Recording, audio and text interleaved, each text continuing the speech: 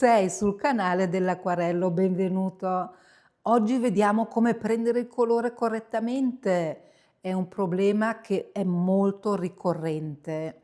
Quindi ti faccio vedere in 2 step veramente veloci come puoi prendere il colore per un acquarello efficace. Buona visione. La maggior parte di noi diluisce il colore nel proprio godet e nella palettina. Ma guarda quanto colore ho preso, la palettina è quasi piena. Ma è un colore molto diluito. Con un colore così diluito non puoi ottenere alcun effetto.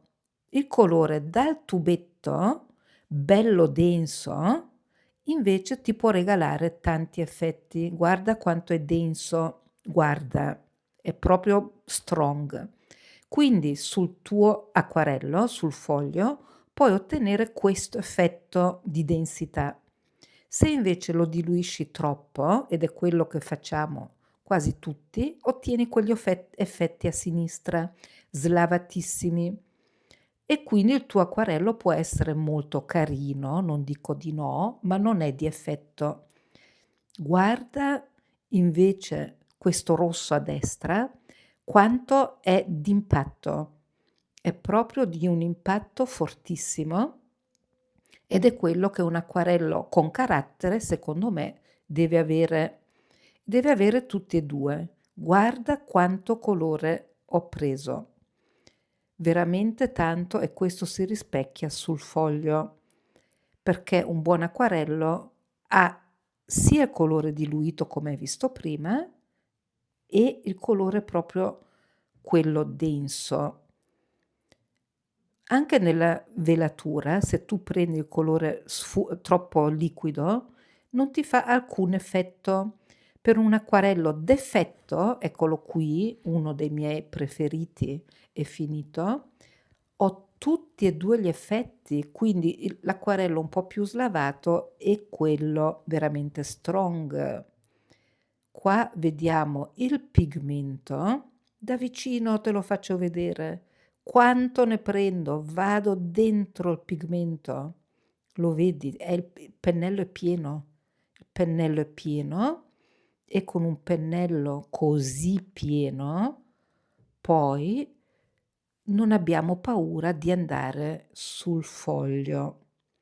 Il foglio ti terrà poi tutto quel pigmento e nella mia tecnica dipingere con l'acqua, poi il colore con l'acqua regala degli effetti che se non prendi il colore non te lo può regalare ovviamente, perché senza colore non avrai degli effetti che adesso vedi invece, perché il colore è anche un peso sulla carta, peso proprio del pigmento, quindi può generare degli effetti che la nostra manina non può generare, il colore e l'acqua invece sì.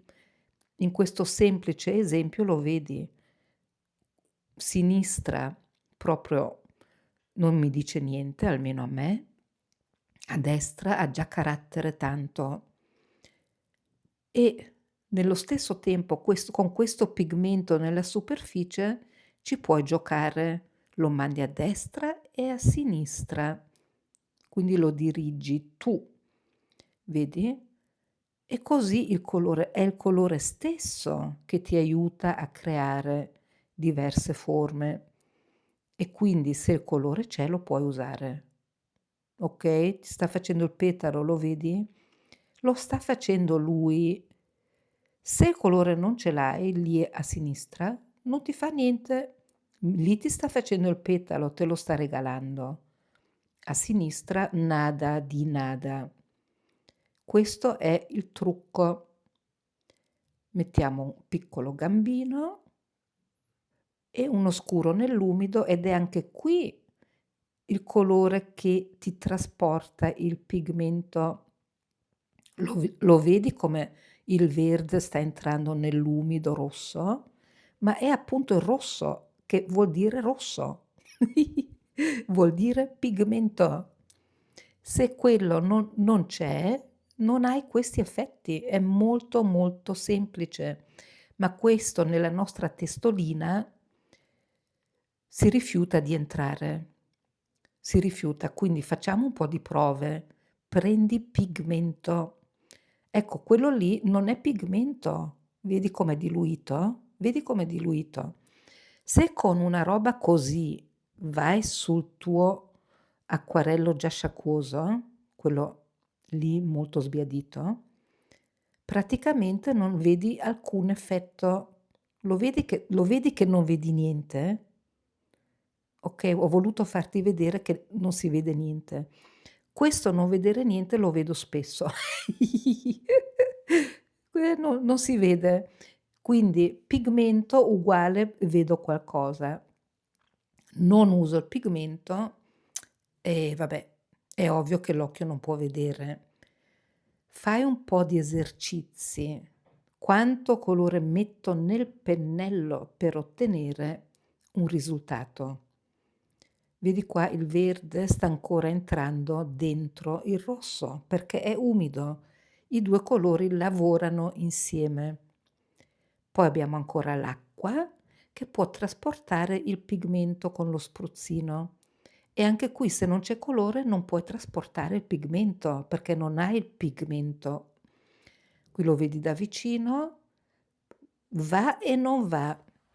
Quindi in un acquarello fatto bene utilizziamo tutte e 2 le capacità del colore, sia quello un po' più soft che quello invece strong, come vedi qua. Ho messo le 2 tecniche in uno. Metti mi piace al video, like e hype, grazie.